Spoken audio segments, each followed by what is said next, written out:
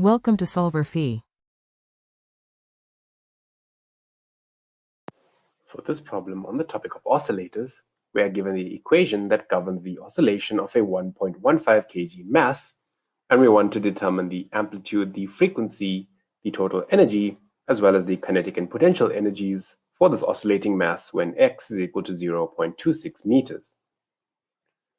So we are given the equation x is equal to 0.65 cosine 7.4 times t. And we know the general form of this equation is a cosine omega t, where a is the amplitude, omega is the angular frequency, and t is the time. So from this equation, we can immediately see that for a, we can read off the amplitude, which is the maximum value of x, from the equation, and the amplitude a is simply 0.65, and we are told that this is in meters. So that's the amplitude of the oscillatory motion. Now in part B, we want to find the frequency. We know the frequency f is related to the angular frequency by f is equal to omega over 2 pi. And again, we can read omega from this equation, and omega is simply 7.4. So that's 7.4 radians per second divided by 2 pi radians. This gives us the frequency of oscillations to be 1.18 hertz.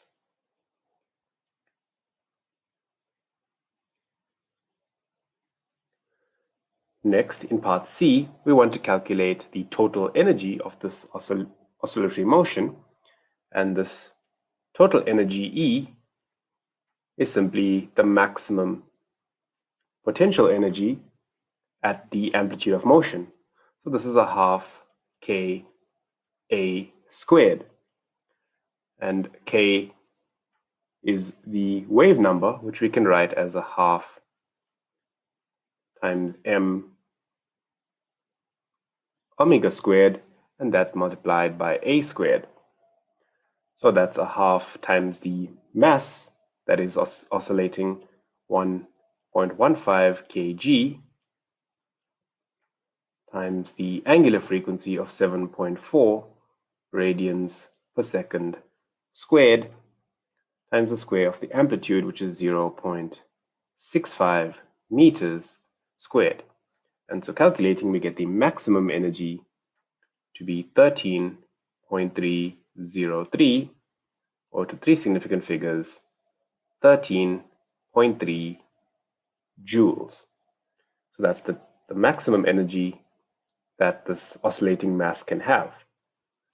Now at the position x is equal to 0.26 meters, we want to calculate the potential energy as well as the kinetic energy. And the potential energy U is simply a half k x squared. Again, we can write this as a half m omega squared x squared, where x is not the amplitude in this case, but 0.26 meters.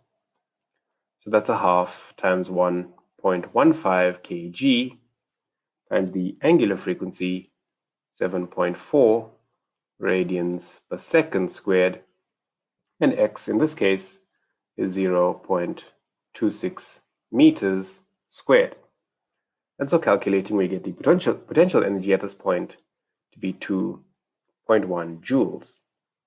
So if we know the potential energy, we can use this information to calculate the kinetic energy. So the kinetic energy is what's remaining, essentially the total energy E minus this potential energy U.